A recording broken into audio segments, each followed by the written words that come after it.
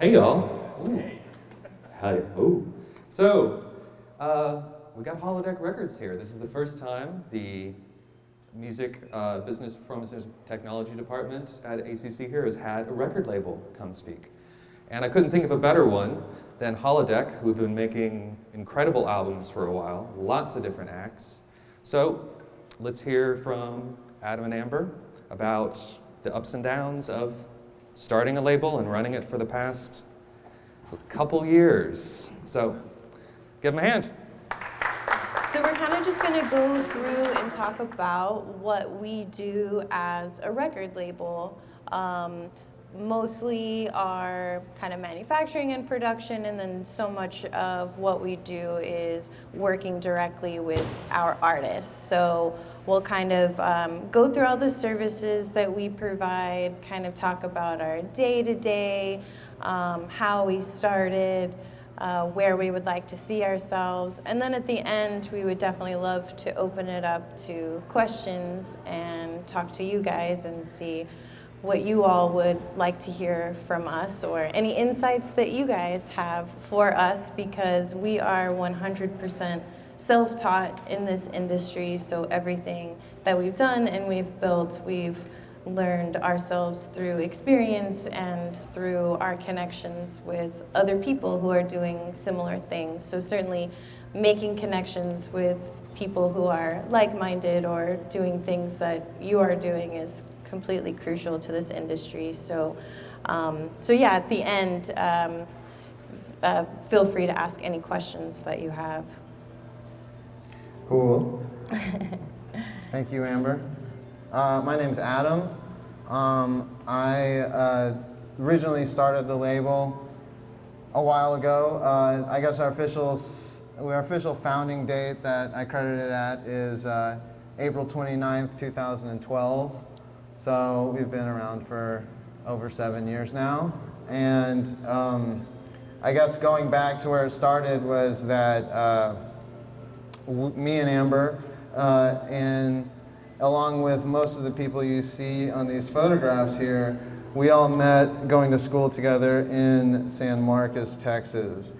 And that's just south of here at Texas State University. And we all just sort of started playing bands down there. Big one for us, you can see at the top of the screen, is This Will Destroy You, the post-rock band. We were friends with those guys since, I've been friends with them since I was 18, and I'm 36 now, so half of my life. And we started playing, me and Amber and several other people started playing in a band called Silver Pines, which was kind of going for a psychedelic folk / semi-experimental vibe. I had a couple other projects back in the San Marcos days, but anyway, we all kind of met there, and Silver Pines was kind of the genesis of everything that we're doing now with Holodeck, even though it's kind of a completely different thing.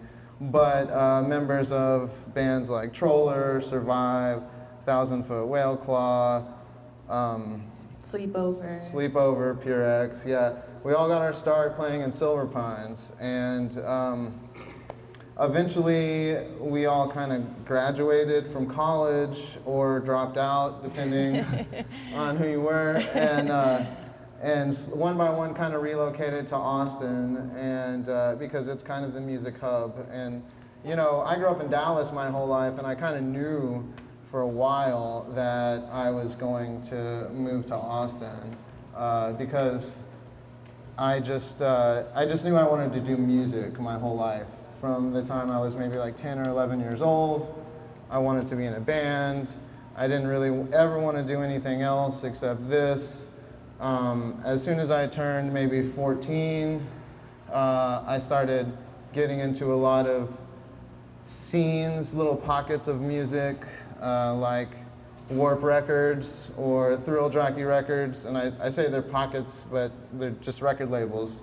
And I started to realize that I would one of the first artists I got obsessive with in high school was Aphex Twin, and because Aphex Twin was on Warp Records, I got into all this other type of electronic music, and that really shaped me a lot, and I really appreciated that as a kid growing up. So when I got to college, we were doing different music by then, at least I was, and the music landscape had changed. Everybody was doing DIY labels at that point, which is, sort of just a continuation of the punk attitude of releasing DIY music, but it was the modern version of it at the time, and there was an explosion of music blogs everywhere. So I remember being in college and having Kazaa and SoulSeek and just downloading as much as I could like crazy, and there being all these blogs where you could find out where to download this music. And so it was a really cool time to do stuff. And because of that, people started doing kind of CDR labels, like bands or artists who were really not doing very much, promotionally for themselves yet, but had some demos. The easiest way for anybody could burn CDs at their house at the time. So you would burn CDs and sell those at shows, and then certain people would sort of get their stuff together a little bit more and start a CDR label and just put out releases like that. But eventually, I think probably the mid-aughts or so, when people started moving to streaming more, that became a little antiquated, and people moved to tape labels. Around the same time, that was when we were all moving from San Marcos to Austin, and some of our bands started blowing up a little bit. This Will Destroy You took off a lot. Their first album got really big, and then they had a bunch of music and TV shows and films, and that really made them skyrocket. And Silver Pines was starting to fizzle out just due to personal strife in between the band. And from that, Pure X and Sleepover had started, and both of those projects took off. So I don't know. It was around that time that I was sort of maybe rediscovering myself in a lot of ways, because where I had come into music being really inspired by a lot of progressive music, like turn of the century kind of stuff, like maybe Radiohead or Godspeed You Black Emperor, or a lot of just like kind of music that somewhat seems a little dated now, but still sort of, was very big for me at the time. And then there wasn't really a lot after that moved me a lot. So I think me and a lot of people like the rest of us in Survive, we all started to look toward the past at that point, and sort of get inspired by more of that kind of stuff. Particularly, there were some blogs like Arwa.com and Dream Chimney and Valerie blog. That all, and Minimal Wave Radio, actually, from New York, that really just sort of put my attention toward stuff like Italo disco and industrial music and krautrock and a lot of that kind of stuff. And so from that is how I started playing synthesizers. I used to run my guitar through a million pedals and just sort of do a lot of knob shaping, and then I realized that I could do all that with a synthesizer and it sounded a lot better. So we kind of made the switch at that point. This was maybe around 2007, 2008, and Survive came about because me and Kyle and Michael, who are all pictured on that bottom photograph, that's when we won Electronic Artist of the Year from the Austin Music Awards. But we started a band because we all lived together at the time and just started collecting synthesizers and playing them. And I don't know, it was kind of, we weren't that accepted that well in Austin. We weren't that accepted in general for a long time. But we started to just develop a little scene of people, including artists like Missions and Sleeper Hold and who else? Bone. Yeah. Silent Diane. Silent Diane, Troller. Yeah, me and Amber started Troller around this time. It was just kind of a thing where I wanted a smaller band where I had more creative control, and Amber is a great singer, started playing bass, and we just got into a band together. But there was a lot of creativity going on at this time. I was also started playing in a bunch of bands. I played in 5 main bands, and I had a couple of side projects. And I was going to ACC at the time. I was like a full-time student, and I was working a couple of jobs. So I was just super busy, really motivated, pretty ambitious, and around 2009, 2010, I really just had all these projects going on, and I really didn't have a way to put that out. I had a couple of friends at the time who were doing labels. I didn't really know that much about it, other than I'd seen some people doing CDR labels in the past and now tape labels, and then a couple of my friends who were starting to take off were starting to fund these vinyl projects, and I was like, that's cool. And I would go and hit them up and be like, hey, I've got this, ritualistic ambient band, and we just finished something. Can you put it out on vinyl for me? And they'd be like, I don't know. So, So basically, Holodeck was birthed out of necessity. Yeah. I just felt like I needed to make something happen, and so we did that. And yeah, some of I don't know. Do you want to have anything to add to that? No, I mean, Adam, like he touched on, has had a long history with his childhood of just wanting to be in the music industry and becoming obsessed with a lot of labels. He eventually developed the desire to create a label, so it just got to this sort of bottleneck, if you will, of all of these projects between all of our sort of collective musician friends, having albums ready to put out, but no real platform to do so. So even though Adam was definitely the spearhead to starting Holodeck Records, it was 100% a collective of people coming together, and even financially at that time, it was everyone kind of digging into their pockets with what little they could contribute, and all contributing collectively and saying, we're gonna do this thing. So it definitely started from a place of pure just passion and desire for sharing our art, and has just slowly over time developed into a legitimate business. And as I touched on before, everything we do is 100% self-taught. So it's been a winding road, if you will, getting to this point, and there's still so much for us to learn. But ultimately, the place where all of this came from was just pure passion to deliver our art to the world. Yeah, and I guess I started off by just collecting a couple $100 from a few of my different friends, and I put out a tape batch of 4 tapes to begin with. And it just so happened that one of those tapes happened to be me and Amber's first Troller album, which did really, really well on that level. So I guess the money that the potential from doing a few tape presses in a row that sold out of like 100 tapes let us know that there was probably demand for a vinyl. So we got that money together and put out the Troller album, and really the success of that has been the spark that we've been building on ever since then to keep things going.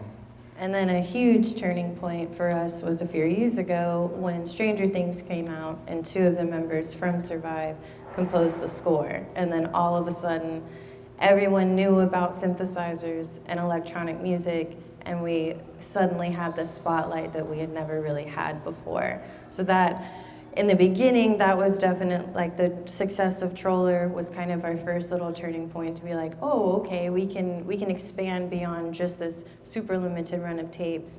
And then it was really just a couple of years ago at the start of Stranger Things that we were kind of given the chance to really legitimize ourselves and try and grow this label to something much bigger than it had been.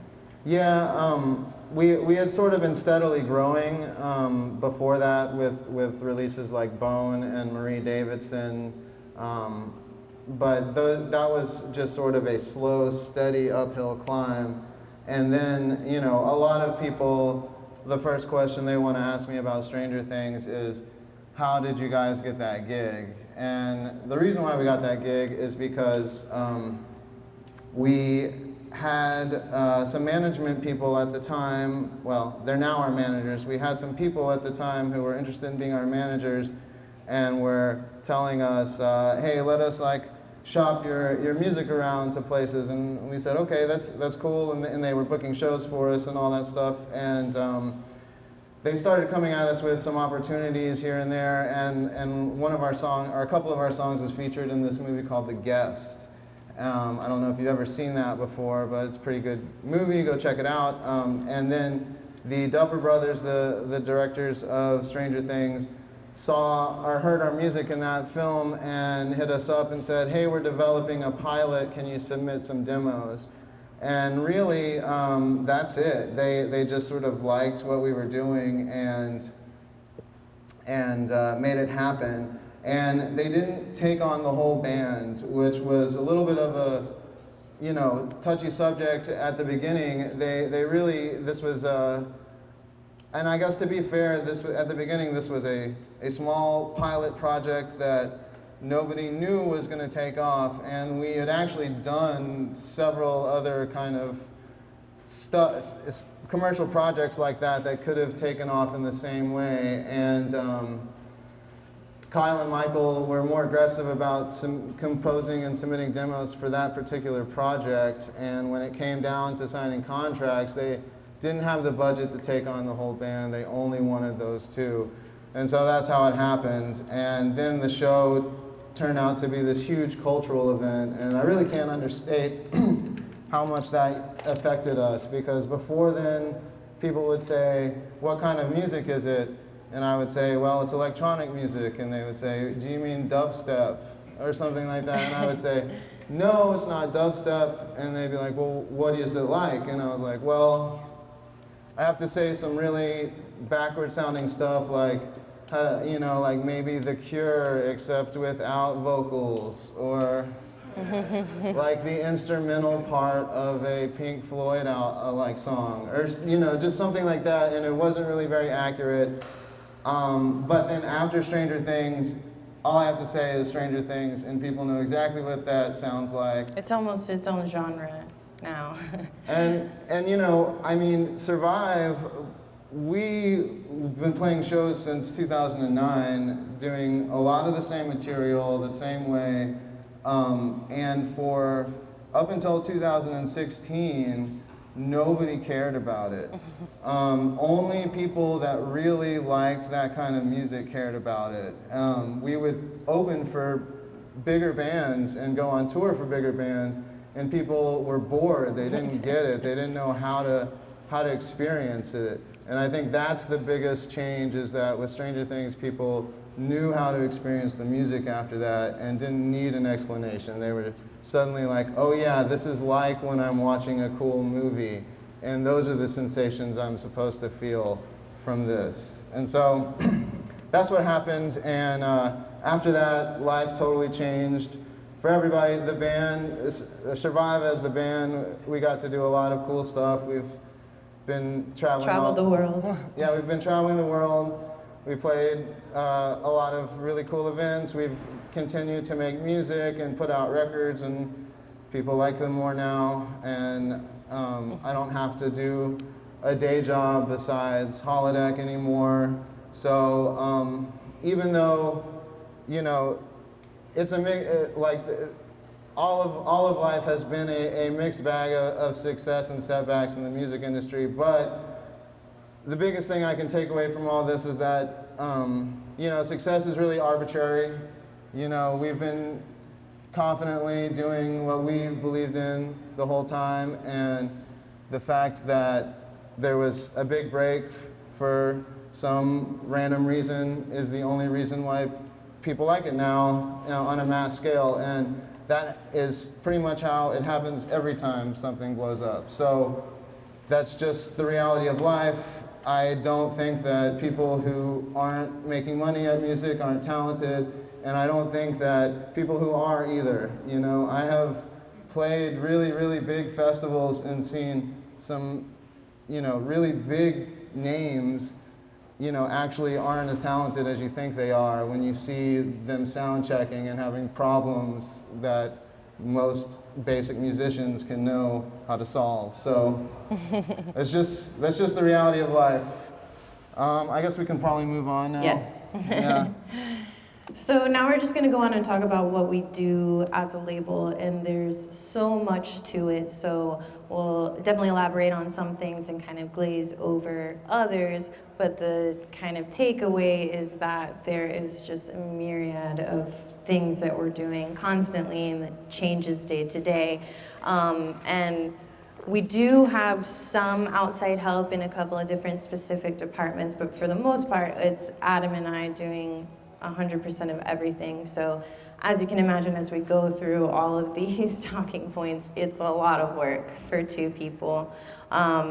So what are the services of a record label? I'm sure there's a lot of artists probably out there who are looking to labels for help. So what is it that we're doing exactly? For one, the artists are usually coming to us in a completely varying degree of their finished product. So first and foremost is the audio. They come to us with an album, but sometimes they need help mixing. We always do the mastering, and we're always trying to kind of talk to them about what we're looking for as far as how polished an audio work is. You gotta hold them to standards. There's a lot of people who are great engineers and not so great songwriters, or vice versa, and somebody can bring you a completely rough piece of music that still has a lot of character, and then you somehow have to make that into something that you feel is up to your personal standards. So, but usually an artist already has some sort of trust in a label that they might be reaching out to, so it's typically easy to have an open conversation about that with an artist. And then same with artwork. Plenty of artists come to us with finished artwork. They say, this is definitely what it's going to look like, and some people have zero artwork at all, and maybe they have ideas of what they want, or maybe they want all of the creative input to be from us. So both of those things in and of themselves could just be a little bit of work or a massive mountain of work, depending on where the artist is. And then of course, manufacturing, what are we doing? We're producing goods. So we can't do anything, of course, without the audio and the artwork, and then there's a lot of other development that we'll talk about to kind of get all the way through the manufacturing process, but I won't go too deep into manufacturing because it's kind of a long and tedious process, but there's a lot of pressing plants out there. There's a lot of new technology being developed in that industry as well. So it's kind of an exciting time. Record sales, as difficult as they are, because they are, continue to kind of be on the rise. Even in this digital age of music, people are kind of coming back to that physical love of having music. So there's a lot of pressing plants out there, and what they are doing for the most part they are sort of acting as project managers, if you will, of the full manufacturing process. So sometimes you're dealing with a plant who's doing the pressing themselves, but they're probably not doing the printing. So they're outsourcing that printing, and then they're getting it sent to them at the plant, and then they're packaging it all together. Or there's some companies that you deal with who only do sort of that project management side. So they're working with the pressing plant, they're working with the printers, they're working directly with you, and they're just coordinating that whole project. So it's kind of difficult to give advice on sort of where to start with a manufacturer, because there's also, it's a months and months long process. And so you really have to have a good relationship with the people that you're working with. And we've worked with about 5 different manufacturers at this point, and I'm really happy with the one that we're working with now.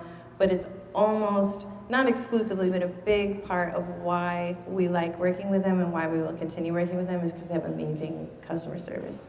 So just like, and we'll talk about this with anybody that you're working with, artists, manufacturers, you have to have a good relationship with them, whether or not it's, you know, a personal relationship, but you have to have a good working relationship because there's going to be literally hundreds of emails sent back and forth between the two.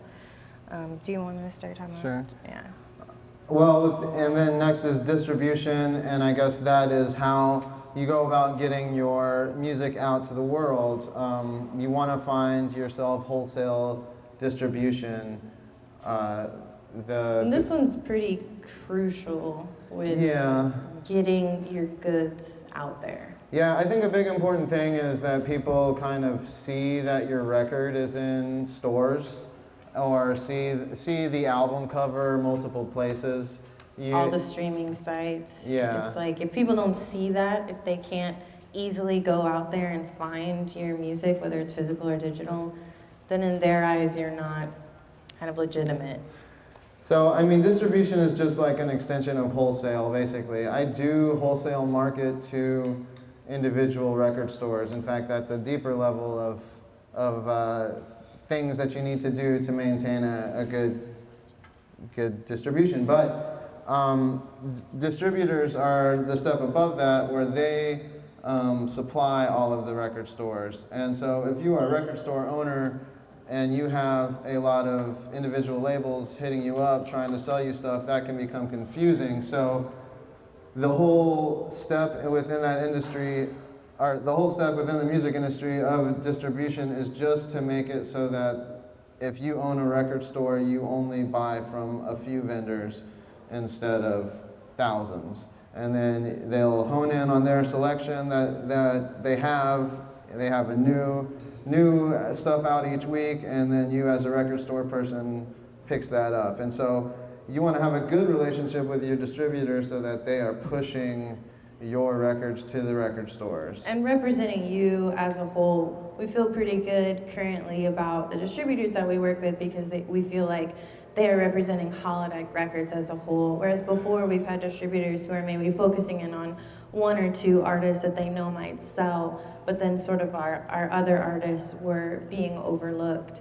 And then as far as what he was talking about with wholesales as well, before we sort of established ourselves with kind of strong distributors or people, like I said, that were really pushing us as a label, we did so much of our sales on tour with our band, which was really amazing because we would stop in to the record stores, as many as we could, every single city that we were in.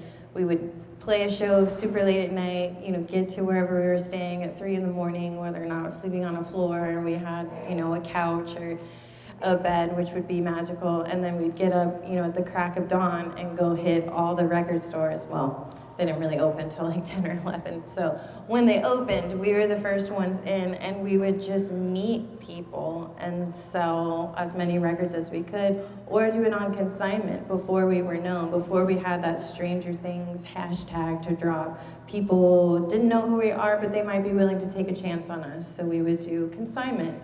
So just like we were saying, it was at least in the store. Someone would be browsing and they would see it. And maybe it would sit there for a long time, but hey, maybe one day it would sell. So much about this industry, whether it's being a record label or being an artist, and I already said this, but I'll say it again and again, is making connections with people. So we do all in-house PR right now. There's definitely a huge part of the industry that is promotions and reaching out to media and packaging your products and advertising it to other people with publications. And that is, you know, there are PR agents and they kind of aggressively go and try to market themselves to people with labels. They want to say, you know, hire me for an album campaign, and, you know, I will get this I will get this out there, and I have done that in the past before, and at the level it's worth, like, sorry, I don't know how to phrase this, but you kind of need to invest a lot of money into this in order to make it worthwhile.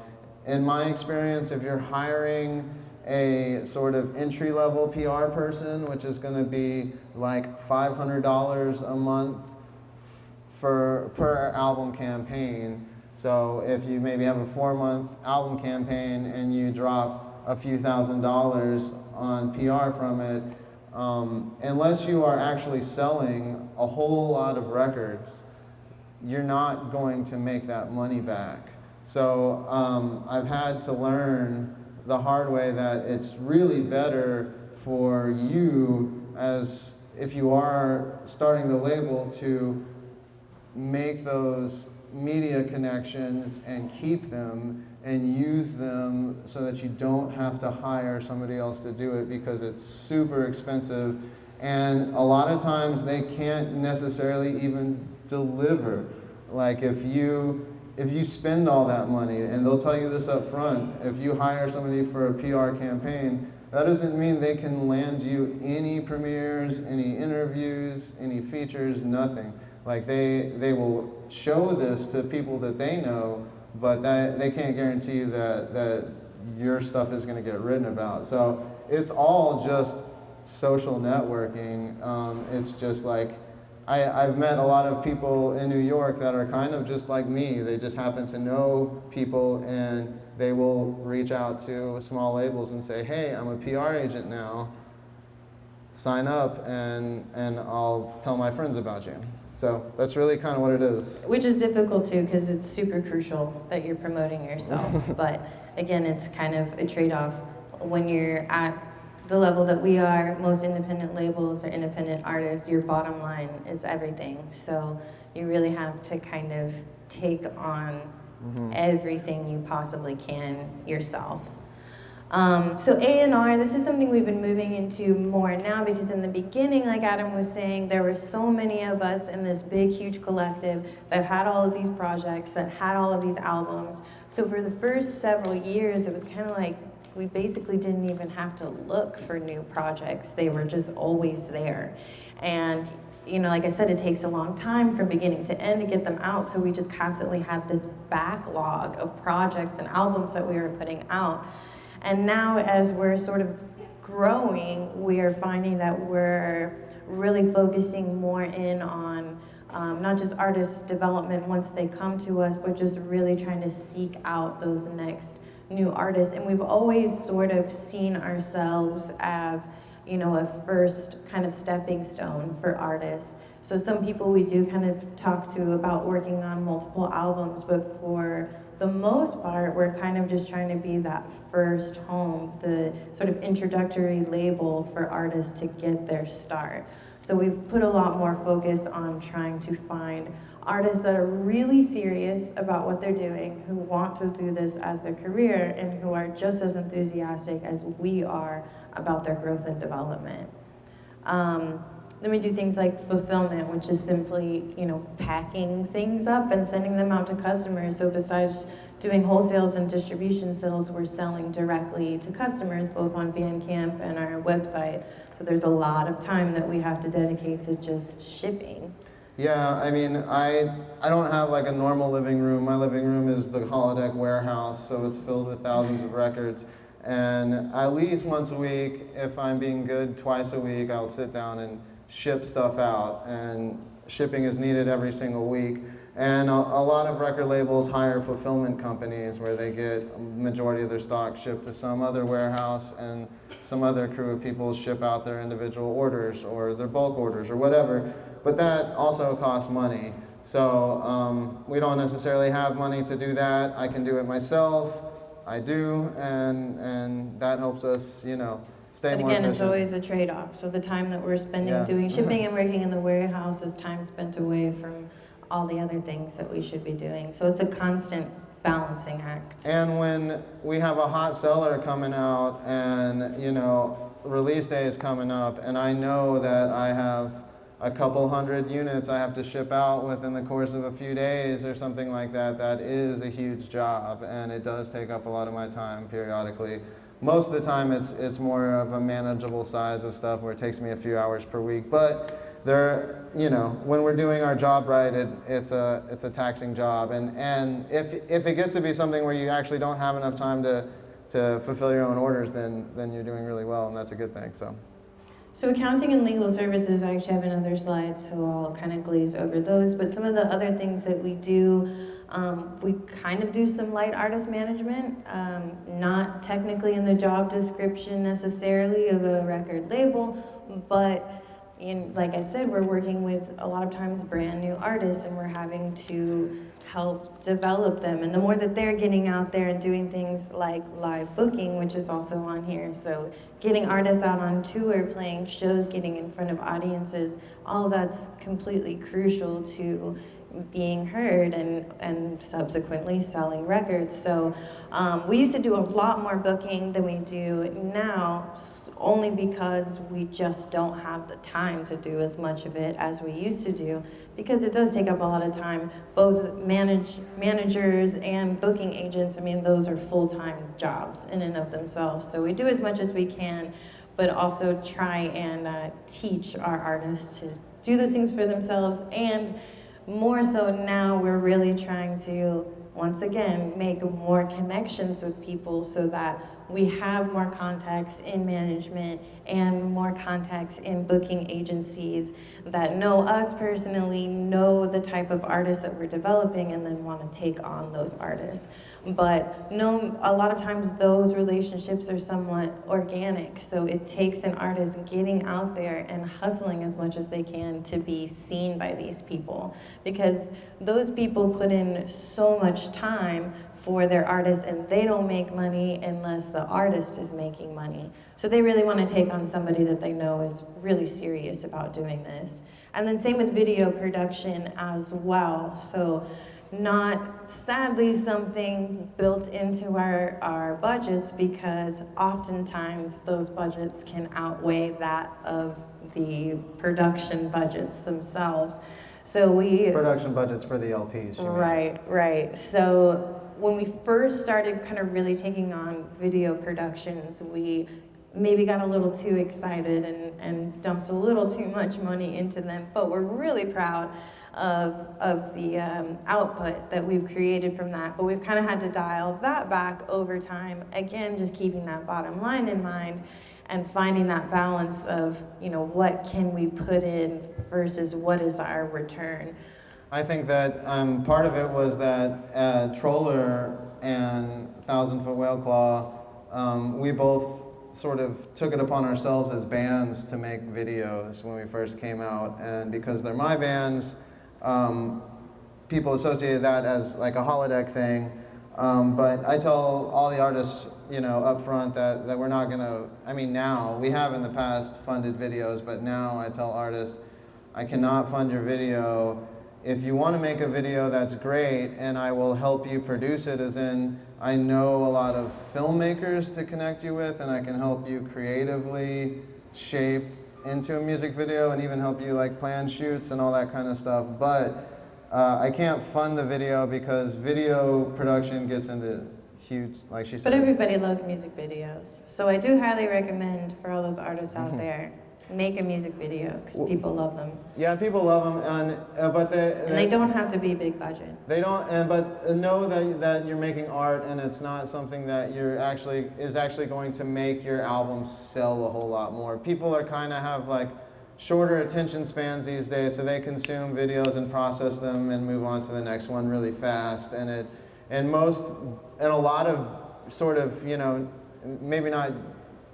Like rappers and pop stars and stuff like that still make huge extravagant videos, but a lot of, you know, more mainstream indie artists like maybe like Angel Olsen or something like that, or like Boy Harsher or something, a lot of their videos are kind of just like following a subject around doing stuff. You know, like really simple stuff like that, because they know that it's like, they can't just blow thousands and thousands of dollars on every single video because it's not worth it.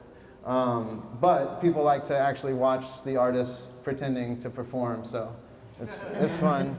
So licensing and syncs is definitely something as a label we've been trying to dive as deeply into as we possibly can, because we are finding that that is an area where artists can actually make some money off of. A lot of times with record sales, it can be sort of a long process of getting that return, whereas sometimes with a license or sync opportunity for TV or film, you can sometimes pay off an entire project from just one job, one instance. And so again, that comes down to making the right connections. We just recently started working with a licensing company based out of Austin called Frog Music Licensing, and I've been trying to, which is a non-exclusive agreement, so we're even looking for other places to work with it as well, kind of on a bigger level. Even though he's based out of here, he's still doing, you know, national and international work. But as Adam sort of touched on with sort of how Stranger Things happened, is a lot of times these are sort of by chance. So for instance, Troller just had a track in the upcoming Fred Durst feature film starring John Travolta. Yes, that Fred Durst. And they reached out to us because Fred Durst is apparently a fan. And that was, so there was absolutely nothing that we did to make that connection. However, now we've made that connection, so we know the, you know, have another music supervisor contact, and, you know, we're able to work with some contracts for that. And we've been hit up for other projects too, independent projects, and it's a very sort of fluid industry, so there's a lot of negotiations in that. So one thing I would recommend to anybody who does have those opportunities is to really kind of hone in on your negotiating skills and don't sell yourself short. You can always, because a lot of times we have found with these that people aren't necessarily coming to us with like a monetary offer. They're just saying, hey, we want this, can we have it?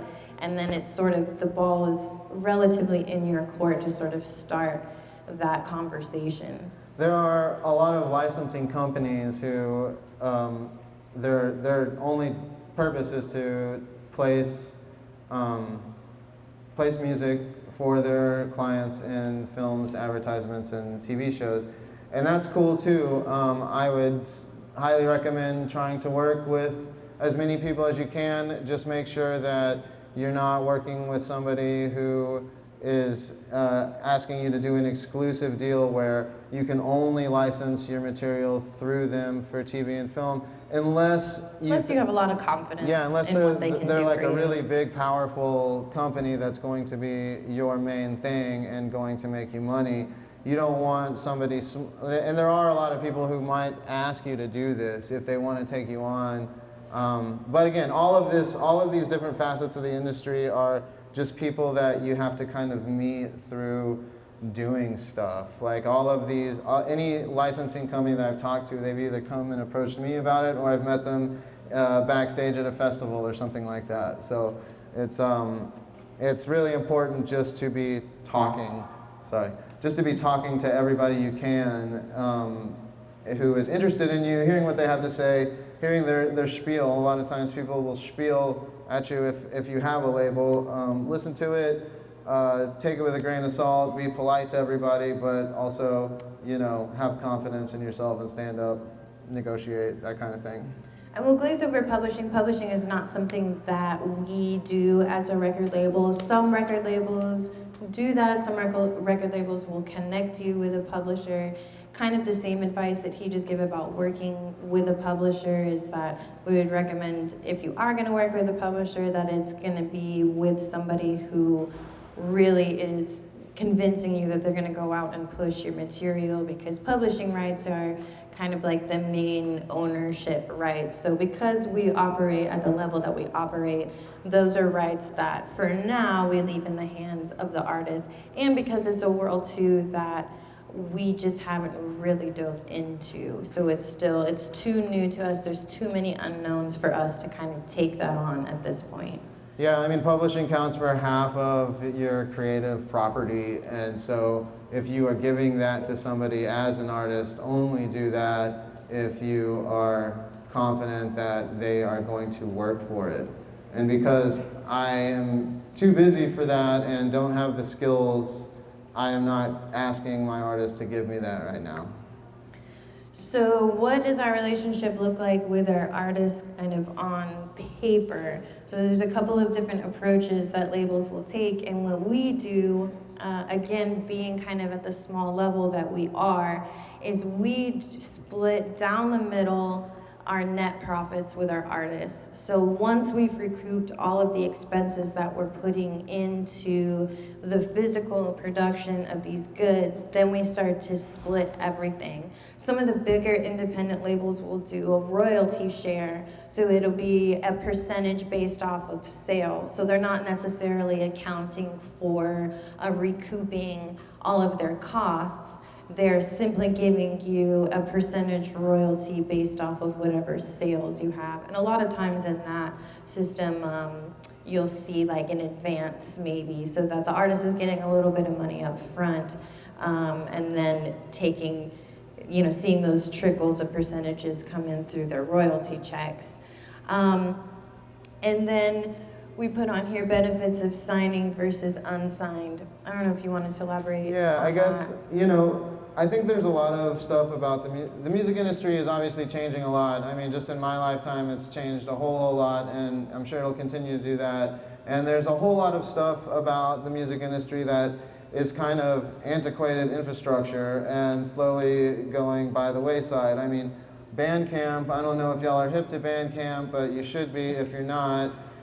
They recently announced that, they will do vinyl funding. So if you can put up an album and there are more than 250 pre-orders for your hypothetical vinyl, Bandcamp will pay for it to be produced, because kind of like crowdfunding, Yeah. So they're going to be promoting it and telling people about it. I mean, if you are a new artist coming out right now and you put up a couple of songs online, either on YouTube or SoundCloud or whatever, and people are dropping like thousands of plays on it, you may not immediately need a label necessarily, but you have to do a lot more work for yourself, I mean, it's always a trade-off, and with sort of attention and popularity comes clout, and so you can decide to do whatever you want as an artist, but if you want to stay completely independent,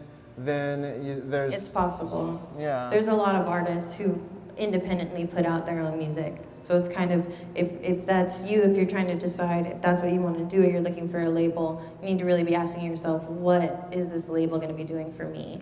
And if those are things that you're like, well, I could do that myself, then do it yourself. And eventually, if you find that it's too much and you need a label, then, really do your research and look for those labels that you have some sort of connection with. That being said, and we'll talk about demos here close to the end, one thing that's really important that I feel like sort of a broken record here, but if you want to work with a label, chances are, especially at a small level, that you need to have some sort of personal connection with them, whether or not that's you know them directly or you know a friend who knows them, some way where you can be 6 degrees of separation. It's really, really, really hard for any record label, probably especially even the smaller ones who have less people power to go through demos. But it's really, really difficult in a sea of demos out there for your demo to, one, be heard and then be recognized. So it really is all about those connections.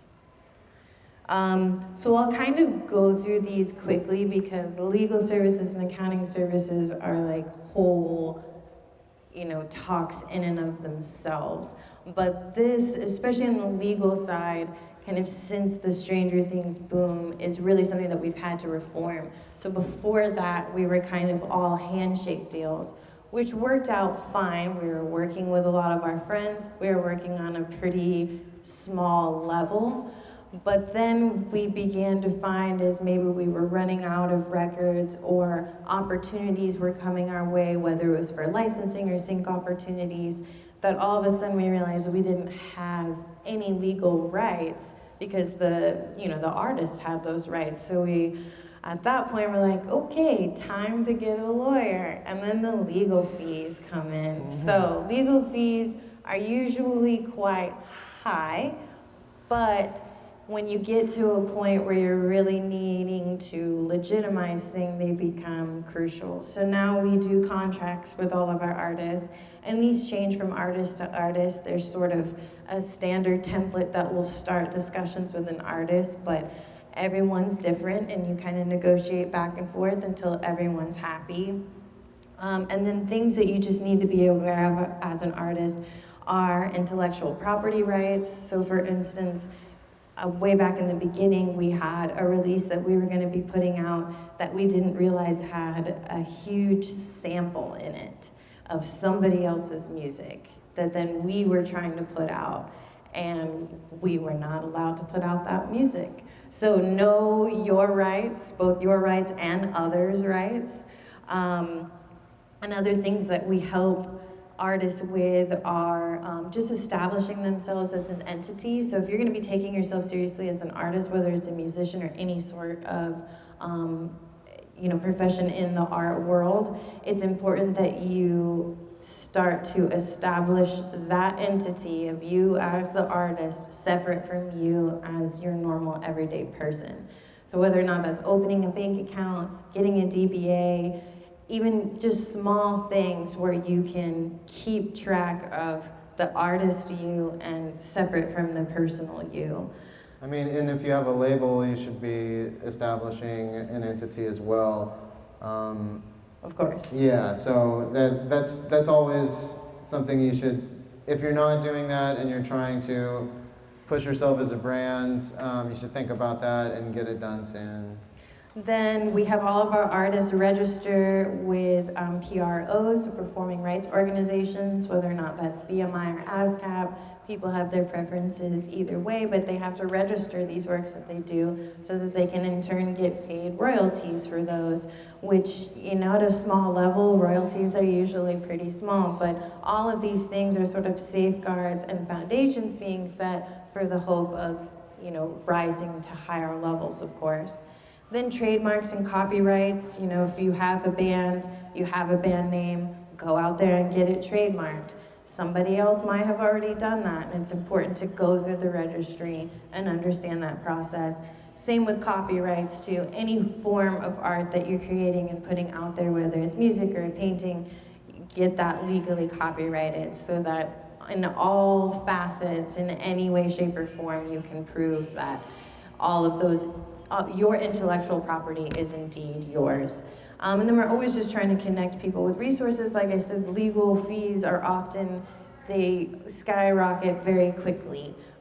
So one really cool resource here in Texas, and I don't know if they started in Austin, but they do a lot of events in Austin, is TALA, which is Texas Accountants and Lawyers for the Arts.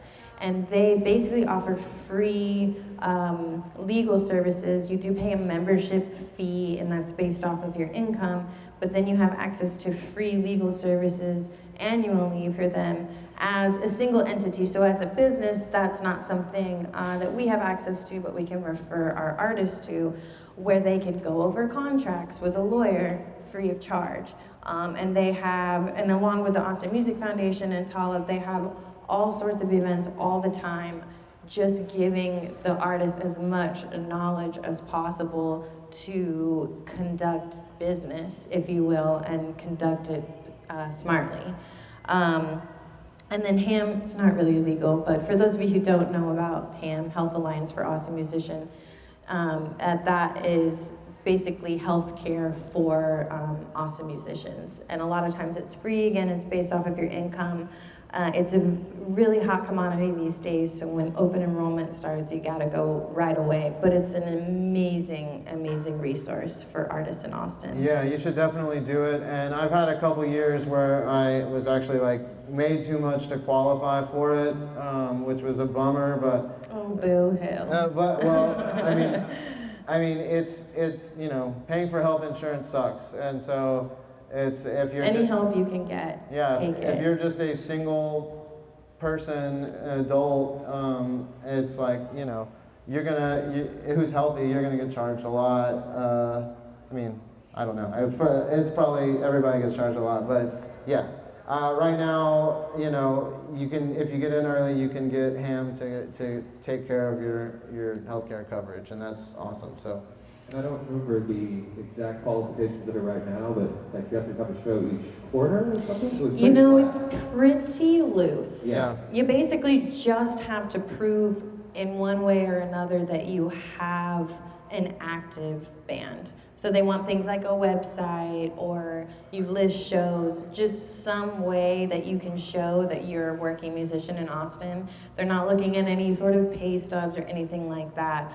So they make the process really easy. So I highly recommend everyone taking advantage of that, which open enrollment I think starts in November, so it's coming up. So accounting stuff, I'll kind of just glaze over that, because one, is really boring, and two, like I said, there's a lot to be said about it. But one thing I will note, which I guess is sort of a tangent from the label itself, but as an artist, advice I can give it to an artist is really good bookkeeping. Because again, as much as you can establish yourself separate from your own personal financial life, just sort of the easier it will be for you to see where growth can come in. Because now these days, we're working with a CPA, again, paying somebody lots of money too, but the legal stuff and the bookkeeping stuff are just so crucial to operating the business. And as far as relationships with the artist, we're doing things like paying mechanical royalties, paying their artist shares, so that's that net profit split that we're doing, and then paying our taxes, but we won't have to talk about that. Okay, so now we're on to PR and marketing, and this is a lot of my day-to-day workload is PR and marketing. So I guess when scheduling is everything, and the better that you can be with your artist on planning everything and having it go like clockwork, the better. Obviously, nothing is too early. It's never too early to start on a lot of this stuff. So just staying diligent on having like your audio complete, press photos done, videos, the artwork, all of this stuff will help you. EPKs are crucial. Yeah. And you as an artist can make your own too. I mean, yeah, you should. EPK stands for Electronic Press Kit, if you don't know what that means. But, okay, so I plan an album cycle where I've talked to a few other professional people, and it's usually somewhere between 3 and 5 months for a full album, which means, and the bigger the artist, you want to have the longer one. So what that entails is you have an announcement is the first thing, and hopefully that's with your most banging single and a video that goes along with it, and you get a premiere on a big blog like Pitchfork or Stereogum or something like that. And what I like to do is set up the premiere a couple of days before the actual album hits the streaming platforms. And this is because you're driving all this traffic to that one publication. And really a lot of it is just figuring out where you want to see a spike in web activity. And you know, I'm not even very smart with a lot of web analytics, but I do look at them. And I know there's a lot of people who study this kind of thing and how to manipulate them better. I just kind of observe them and try to do better on observations that I can make. But yeah, just planning out how you want to do this. You want to start with a single and then maybe drop another single every month or so, or 6 weeks until the album comes out. And then when the week of the album release, you may want to do another premiere where you have the full album streamed a couple of days before it comes out. All of this stuff is to just focus all the attention on the release date. The two biggest spikes in sales you should see are on announcement day and release day. So you get everybody excited about these 2 dates, and you just try and funnel everything to those particular times when people can buy the album. Putting together an EPK is, you know, there's a lot of different ways you can do it. There's EPK making services on the internet. Those are kind of cool. You can check those out. I usually make a hidden web page on our website that just kind of looks snazzy. It's going to have copywriting, which is, you know, your description of the album, plus some press photos and links and product photos, just as much stuff as you can pack into a good-looking page for people to look at, and with tons of links for them to click on every single possible thing they could wonder about. That if you condense it into a good-looking format, then that helps people a lot, because you don't want it to be confusing. You want them to be able to listen to it, see all the stuff that goes along with it right there. Don't make them click around too much. Just put it there and make it look good, and that's the best thing you can do. Newslettering, I use an email marketing service, which we pay a monthly fee for, and I usually send a newsletter out every week. A lot of times it's whatever stuff is happening. This week, I am going to be newslettering about a tour for an upcoming band, but in a given week it might be a new single, or a new video, or this album is coming out, or there might be 3 or 4 different things in this newsletter, and that's a whole nother art of trying to make that look really good and snazzy for people, and keep their attention. Yeah, and then that goes right into contact management. I have a contact resource management software that I use to log all of my important peoples and my correspondence with them. So it helps me categorize people. I have a large database of our customers, but I also have wholesalers and media people and radio people and distributors and people who work for local media, so I can reach out to somebody in Buffalo if one of my bands is playing there, stuff like that. And a lot of times I will send out multiple newsletters each week, slightly formatted differently for each audience. So making sure that you are keeping good track of all of your contacts and keeping them categorized and deciding how you want to speak to each of them is all very important.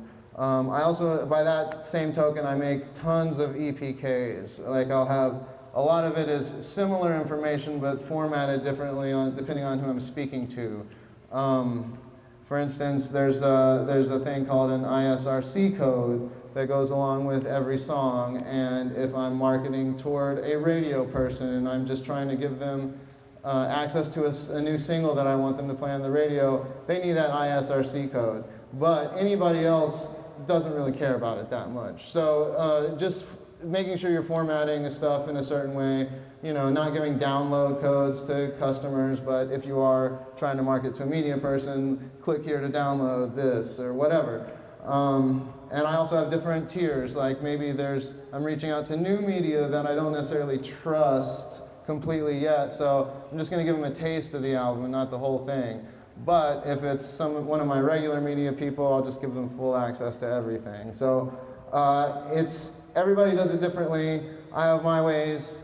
I see a lot of other people do it differently, and that's just another opportunity for you to express yourself, really. And then also trying to put in some sort of personal message to some degree when you're sending these emails, to sort of separate from just this like mass email that's going out, because people don't like to get mass emails. So as much as we can tailor our messages to media or radio, we try to do. As far as new media outreach, this is a big combination of just being a normal, annoying internet person and trying to talk to people when you see them in person.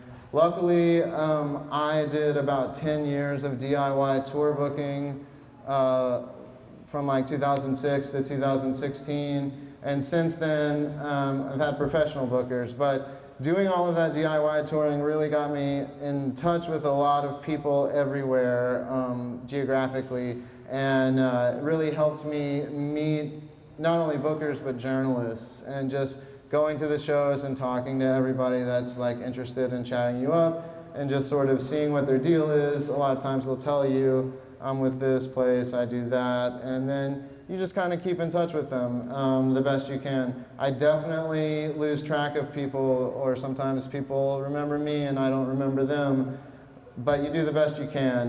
Contact resource management software helps with that, all that kind of stuff. But there's also a side of me that goes out and tries to figure out what somebody's email is. A lot of times, for instance, recently, one of our artists, Lou Rebecca, is about to play a string of shows with this bigger artist called Ladytron on the East Coast. So one thing I've been doing recently is just paying attention to who's writing about Ladytron. Usually when there's an article that goes up, it'll have the author there. Then, I don't know, I'll check out their Facebook, check out their LinkedIn, see what's up with them. Maybe their email is public somewhere, and you can just hit them up and be all like, hey, I run this label. I saw you were writing about Ladytron. I'm putting out an artist that's playing with Ladytron. Here's my EPK. Let me know if you're interested in reviewing it. Following up with people. I definitely make some pretty cold email outreaches sometimes where there's no reason this person would ever have to talk to me, and I'm trying to shove my foot in the door. And sometimes that works, most of the time it doesn't. You're definitely a lot more likely to be able to have access to somebody's attention if you have hung out with them. Anytime journalists come in from out of town for festivals and stuff, if they've written about me before, I'll try to make time to go have a beer with them or something like that. It really solidifies the fact that they will want to work with you again. Radio promotion, I already kind of touched on that, but one thing you might want to check out is, I have a lot of nuggets like these and I don't want to give it too many away, but one thing I'll tell you about is check out indieonthego.com. It's a huge website that just stores a lot of information about local publications and radio stations, and they break it up by state and by city, and you just go through and it'll take you to their sites, and whether or not you can contact from there is kind of a chance, but you at least are aware of all this different stuff going on. But there's plenty of other resources out there. You kind of just have to make your own process, but just find out as many radio stations and record stores and as much as you can, and keep them logged and try to keep track of their emails. That's the most important thing. Same thing with customers. Make sure you are keeping the contact information for every single customer. You want them on your newslettering list for sure. You want to try to get them coming back. And Bandcamp now has some really nice resources for the artists and labels, of course, too. But Bandcamp stores, all of your customer information, and they even now have a really easy messaging system built into their app, where you can easily, and you can filter it too, depending on which of your customers as an artist you want to send messages to. But you can, as quick as just opening an app on your phone, you can send out messages to your customers. And especially in today's era of just streaming everything and Instagram stars, and people really want to feel that personal connection with the artist. So as much as you can sort of bring yourself down to the level of being one with your fans, the more engagement that you're going to have. Yeah, and merchandising. One thing that you might notice about some of our releases is that they have these things called an obi strip. OBI is how you spell that. They're originally Japanese, and they were because they would get all these import records and they would not be written in Japanese. So just for the special Japanese import, it would have this strip here. And since Japanese can be written vertically, a lot of times they were written vertically, which is how this whole scenario of having these vertical titles came about. But this has a lot of my particular PR copy verbiage points on here, and then for fans of where to file this in the record store. Tells you right here, has a digital download code on it. This does a lot of the marketing for you in a record store because people can basically get a lot of information rather than if you were to just see this and be like, who the hell is Missions? Well, now you know, and that really helps out a lot. So as much like snazzy product photos and promo videos and all that kind of stuff, it makes all the difference. People are way, way more likely to click on something and buy it if they see product photos than if they just see the digi cover listed And there. especially in today's climate, again, of being so digitally centric with how people consume their music, if they are going to get those physical products, it's because it looks really cool and they've got to have it. Yeah, and so then there's the website. My website is always a work in progress, and I would love to Any have... web developers, feel free to hit us Yeah. up. Thank I you. would love to have like really awesome either coding or web building skills, but I don't. I use Squarespace. Before that, I used WordPress. I'm thinking about switching and upgrading to various other services.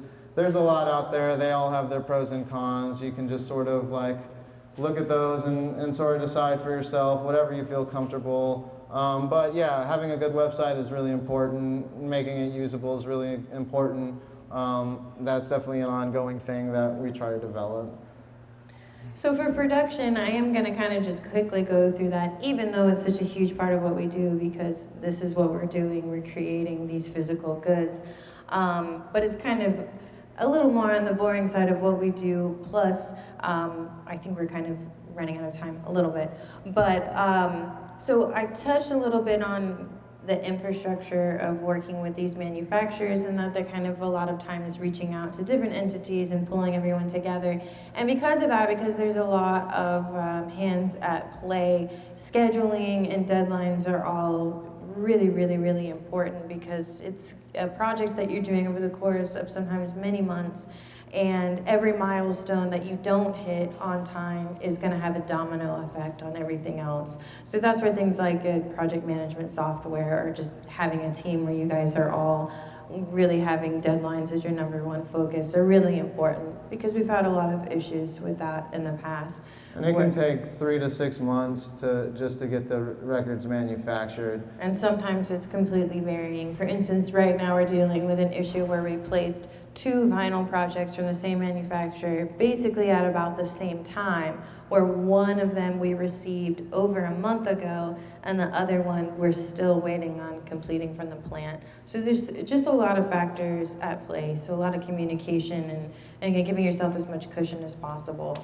And then having as many eyes on a product as possible. So whether if you're doing it yourself, and even just if you are doing a CDR, dubbing some tapes yourself and doing the art yourself, it's really important to get another set of eyes and ears on that, because there's a lot of little things that you might miss, or that if you've looked at it over and over and over again, you're missing like the glaring typo that's on the cover or something like that. We have printed typos before. We have printed both, you know, on the paper products, on the physical goods themselves, and it's pretty deflating. It makes it's a little devastating. Yeah, it makes you feel really dumb, even though but yeah, just double, triple. Anyone can make that mistake, but it does not feel good when you make that mistake. So having some sort of production team, even if it's just one extra person that you're having looking over stuff with you. And then of course cash flow is a huge part of production. So making vinyl records, luckily tapes is a lot more affordable for your everyday budget, but vinyl projects are very expensive. So with us, kind of our business model right now is kind of one project is funding the next, which we're certainly hoping to grow from, but you kind of have to have that foresight and see that big picture of, setting yourself up, but then knowing that you have all of these goals that you have to meet along the way to make sure that you've got that money in your pocket when you're finalizing that order. And usually vinyl manufacturers have you put half down when you place the order. So, I mean... And they all kind of vary, honestly, but yeah, sometimes you can get a project started without having a lot of money up front, but my advice would be to have all the money ready at hand before that happens. Because the last thing you want is for a project to be completed and you don't have the money to get it sent to your house. Yeah, and if some vinyl manufacturer's like, hey, I got those 500 records you ordered, here's the invoice for them, and you're like, hey, I need a couple weeks to pay it, they're gonna be like, what? They're not gonna trust you anymore. They're gonna be like, what the hell is this? I can't store this in my warehouse this long. So, I don't know. It's something to think about, like when this is finished, making sure that you reserve the money in your bank account to pay for it. And then shipping and receiving is something that comes at the very end of your production journey where you're getting it out to your distributors. So our records are currently all pressed in the Czech Republic. So they travel a very long way to get back to us, but some of them go directly to our distributor in the UK, and then the rest of them get sent over to us in the US, and so there's a lot of kind of coordination and logistical planning that you do at that time, and shipping is very expensive, whether or not it's just one record that you're sending to a customer or an entire pallet full of records. It's all really expensive, so those sort of the foresight of planning those logistics, having enough time, not having to expedite shipping or things like that, because those could completely derail your budget for a project. There are plenty of times when we've been running late and we end up spending way too much money to get it to the people that need it by its release date. And often your profit margins are already pretty razor thin. So again, that bottom line is always kind of the number one thing that you're trying to think about. Even though in this particular industry, you don't want money to be the focus, of course, because we're all here for the art and the passion behind that art. But to keep things going, we of course have to have money. All right, yeah, so physical distribution, I guess, I've touched on a lot of this. We talked about researching the markets. That's basically meaning that, pretty much every time I go on tour or I send one of my bands on tour, I always remind them, ask the locals, shake them down, where do you buy records? Where do you find the cool indie stuff? Because some people will tell you about their favorite used place or something like that. Like, where is the place, and log them. Just do as much knowledge as you can. I also try to specifically market to my wholesalers that my distributors work with. So a lot of times you can get that information from your distributors. Who are your vendors? Find out who they are.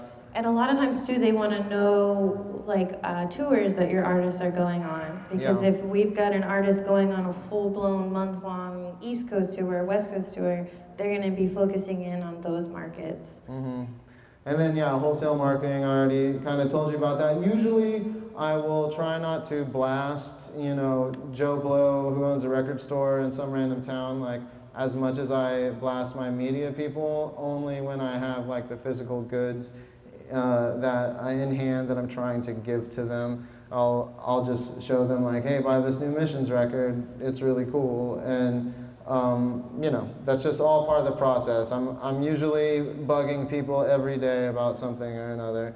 And then kind of what we were saying about logistics, I guess that's more of making sure that the flow of everything is on schedule. So because they need time too. They're doing pre-sales just like we're doing pre-sales, so they need a good amount of time to get the product and then get it out to the stores.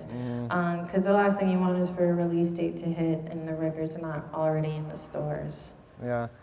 So digital distribution is the other side of that, where we work with a digital distributor who gets our albums up on everything, on all of the streaming platforms, all of the places where people buy stuff, Amazon, whatever, and really focus in on keeping track of all the new ones popping up and keeping track of all of the markets in other countries that I might not know about, and making sure that music's for sale there. And Our digital distributor sort of fell on us, but just like a lot of parts of the other industry, there's a lot of people doing it, and it's good that you know, obviously you're going to be working with these people a lot. They pay you money each month from your digital sales, so you want to have a good connection with them and maintain it, and you have to work with them on your release schedules.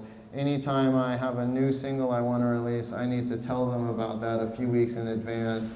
And that kind of puts a lot of pressure on me promotionally. Like, let's say I have a new band with a new video, and they finish it, and I'm like, cool. One of my first steps is to hit up my digital distributor and be all like, I want it to come out on this date. And they're like, okay. And they have to have that date set so that it hits Spotify and Apple and all that stuff at the same time. And that's going to dictate your premiere, because if you're premiering a new track, it's not a premiere anymore if they can find it everywhere. So you have a deadline by then. You need to make sure that Pitchfork or Brooklyn Vegan or whatever is biting on this and posting about it before that release date. So there's a lot of stuff to coordinate and keep together, and it's kind of a pain in the ass. And then you can just go rogue and not do a distro if you're an artist. Or there's a lot of like self-distributing platforms out there. TuneCore is the biggest one, and you know, there's a lot of conjecture within the industry about which is better. I would say make sure that you question your digital distributor on that, like, what kind of services do you think you can promise me beyond me just putting my music up on TuneCore and letting the natural order of things take place? And usually their response is going to be, well, I'm going to aggressively market your music. And so that's the trade-off. But I also don't want to mess with that as much. I have a lot of work to do. So in this case, cutting them off a slice is worth it to me. It's also an area that I don't have a lot of expertise in. So again, you're outsourcing this to somebody who can hopefully do better. So what does our everyday look like? Well, it's different every single day. So we kind of just put some points on here of like kind of what it takes to make it through a day. So maintaining, a rigid schedule, having lots of discipline. Again, we touched on like project management software, anything that you can do Calendars. to sort of organize. Yeah, we use Google Calendars like nobody's business and have so many things that are synced and linked, reminders. We meet every single morning, and then we have a weekly planning sessions where you say, okay, this is what has to get done this week, and this is what's going to happen if we don't get it done. We even estimate how much time it's going to take for us to do that, so you can really see, if you're giving yourself 75 hours worth of work to do in a week, you're not going to be able to do that. But if you're seeing, oh, these are things that have to get done, then you can start making decisions based off of that. So it's really, really important to just be organized. It'll also help you keep from taking on too much. I mean, I have that problem. I've always wanted to do more and more and more, and so if it sounds like fun or if it sounds like something I would enjoy, I'll say yes, and then that can get you into a lot of trouble, because then you're just under-delivering on stuff constantly, and that doesn't feel good. So yeah, having a lot of patience, staying focused, having a thick skin. The artistic industries, it's a tough world out there. There's a lot of criticism. There's just kind of, it's hard to make it. It's hard to make money. It's hard to do the grind. So you just have to believe in yourself and give yourself confidence. And if it's something that you really want to do, then you kind of have to go all in. And that being said, a work-life balance is really crucial as well. There's been plenty of instances where Adam and I will just find ourselves totally overworked, not concentrating on ourselves personally, and letting the work sort of take over. And that ultimately is going to affect how well you can do your job. And that's really with anything, of course. But when you're working in an industry of, a passion-driven industry, it can sometimes be hard to turn it off. I always tell my artists when I'm first starting to work with them and when I first start talking to them about contracts and anything else, or like their next album that they're working on or whatever. I know that releasing music and finalizing everything from deciding when a song is finished to what your press photos look like to the art for your album, all of that stuff is a really hard process of defining yourself. In fact, it's really, really painful. And so most people have so much emotion tied up with that they will be really sensitive about some things, or they will feel super strongly about certain things. And so I always tell people that, like, we're gonna have an argument at some point. Every single release I do with anybody, at some point in the process, I will have a disagreement with them, and I guarantee you they will get really upset about it. And even if you end up, so you always have to balance that, like, how much are you trying to protect your standards or what you're doing versus how this artist feels. Most of the time that's not a problem, but at some point it can be the minorest detail will sometimes set somebody off, and they will just be having a meltdown and might even say unfriendly stuff to you. Even though for me, I'm spending all of these hours working my ass off and probably not going to make money off of it. You just have to go through. So that's why artist relations was listed 3 times, because not only is it a complete foundation of what we're doing, but it's something that we're doing constantly every single day. And if you're neglecting an artist, even if you're not really neglecting them, maybe you're just busy working with some other artists, chances are that artist that you're not talking to that day is going to feel left out. So it's really finding a way to make sure that we'll go through these. This is kind of setting expectations here. He was kind of talking about personal versus professional relationships, but communication is so crucial. It's something that we've had to really explicitly make ourselves focus on and make sure that we're doing a good job with, because it's understandable if somebody doesn't understand. We had the problem in the past where we might just assume that an artist knows how all of this works. And you can see we're doing a lot of things, and a lot of things are affecting other things, whether or not that's timeline or whether you can move on to the next task at hand. But there's so much going on that if you're not communicating that stuff with an artist, then they're going to not have confidence in you. One, that you're doing the job that you said you were going to do, or that you're doing it well, or that you really care.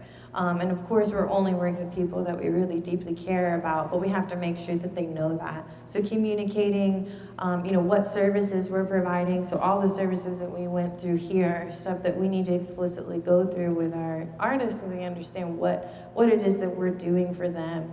He touched on standards, we kind of at this point as an entity, as a label, all we have is kind of our branding and this, sort of like flagship label that we've created. And so we've already set the bar. We continue to try and raise the bar, and we need to make sure that our artists understand that this is what we expect from them, but of course instilling the confidence in them that we wouldn't be working with them if we didn't believe that they were capable of living up to those standards.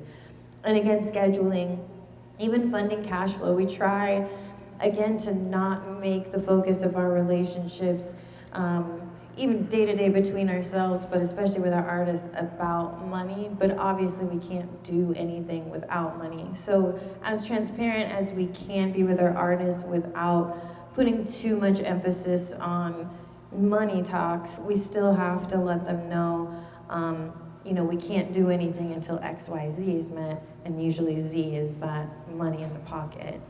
Yeah, and artists are always, their number one thing is, when is my record coming out, usually. And that's such a hard question to answer. Yeah, I mean, until I'm setting the date of the first single, I don't really know what the release date is going to be. And even if I'm like, most artists, they really, really want to get their stuff out as fast as possible. But I have to just be real with them, like, hey, I know that you want to announce this record next month, but I have too much shit to do that month. And even if we were to announce it, I can't give you the proper promotional attention. So we have to wait until this time, and a lot of times that can be really hard for people to be patient, but you can set those expectations early about where you are. I have X amount of projects in front of yours to process. It doesn't look like this can even get started on it till the fall. We're looking at, whatever, next year in the spring as a release date, roughly. But if that has to slide due to funding, it may get pushed back a couple months. And it's always a little bit of a disappointment at first, but then once they see the album campaign and how you are putting work into every single that comes out, and that you're sharing all this promo material with them, and they actually go through the process of making a music video, and they're like, damn, that was a lot of work, It's exhausting by the end of it. The release date itself is almost the finish line of your campaign. You're continuing to do stuff afterward, but the true meat and potatoes of your promotion happens between announcement date and release date. So that is the true active part of your promotion, and it's important to explain that to the artists and sort of go through like step by step, how does this go? And also stuff like, don't be making constant Instagram stories of your video shoot or other, precious assets that journalists are going to want to have exclusivity over at some later point. Because if you're not making this media people feel special about their particular asset that you're sharing with them, they might pass on it. And artists are usually pretty obsessed with chasing likes on social media, which is good, but that they have to be patient and just not give their content away until it's promotionally, validated in that way. And I feel like we've kind of touched on most of these other topics, so we were just going to kind of briefly look at one of our artists that we've worked with and sort of talk about the stages that we went through with her. So we were going to talk about our artist Marie Davidson, which this is a release right here. I don't know if you want to start in the beginning of how she came to Holodeck and then kind of where she's at now. Yeah, well, Marie is, she's from Montreal, and she's Quebecois. She speaks French, and she was involved in a lot of projects, and a former partner of mine was on tour with his band, and he played with a band that Marie was in, and they became friends, and he got introduced to her solo music, and he came back from tour and was just like, man, my friend Marie in that band, I think was called Les Mamies de Payam at the time. They're like, she's doing this new solo thing and it's great, we gotta jump on board. And so I got to know her more, and we ended up putting that record out on tape, and Just her very first record. Yeah, this is her very first record, and we just reissued this on vinyl for the first time. Yeah, and a lot of that wasn't due to us. She would only give us the right to press it on tape at first, and that was just some weird artist thing that I won't go into. But we ended up doing her second LP on LP. It was called Un Autre Voyage, and she kept on getting bigger and bigger and bigger, and she kind of expanded faster than the label. Like, ideally, we do want to take on artists that will expand us and grow. However, I don't necessarily want to hold back something that's on a huge upward trajectory, because I can't really deliver on the same resources as a lot of bigger labels. And she happened to be one of those artists. I know I Do a Dance Floor. I don't know if y'all heard that album. I think it came out on Ninja Tune, maybe? The new one's on Ninja Tune. Oh, well, she had an album out a couple of years ago that made her a huge international star. And now she's signed to Ninja Tune, which is a huge international label, and also had another project on DFA Records. But we did spend a lot of time when she was with us on just helping develop her as an artist. She did a lot of that on her own too, but we tried to also just again, instill that confidence in her that you can be your manager. But we did a lot of DIY booking for her. She needed a lot of help at first with many things, and we sort of got her going to get set up. And I guess when we pushed her record really hard. Yeah. That was an instance where we did hire PR, and it worked really well. Yeah, probably the most successful time we've actually hired PR, paid somebody to do it, and then the album took off. But what I saw in her, you know, I guess it wasn't unique to me in that everybody else was seeing it and that people knew that she was going to kind of blow up. And I mean, we still have a great relationship with her, and we have her 2-album back catalog that we did before she became a household name that we maintain the rights to press and are, you know, a big contributor to our income overall. So this is just a good story for us in general on sort of the level of label that we're at and what like a successful artist trajectory might look like. So I would definitely check out Marie Davidson if you haven't heard her music. It's pretty cool.